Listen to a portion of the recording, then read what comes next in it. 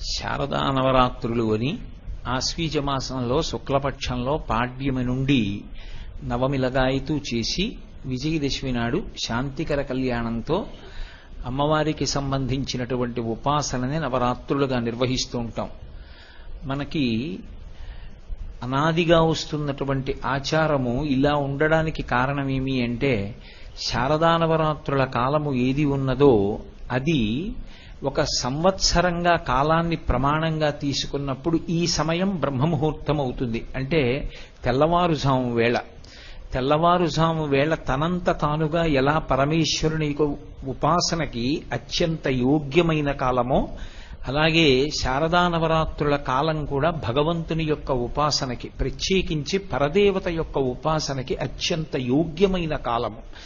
ఎందుచేత అంటే శక్తి తమోగుణ రజోగుణాల వైపుకి వెళ్ళిపోయినట్టయితే దాని వలన మనిషి అభ్యున్నతి పథంలో నడవలేడు.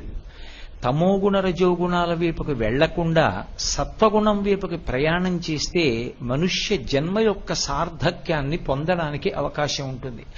మనిషి జన్మ యొక్క ప్రధాన ప్రయోజనం ఏమి అంటే భగవంతుణ్ణి పొందడమే.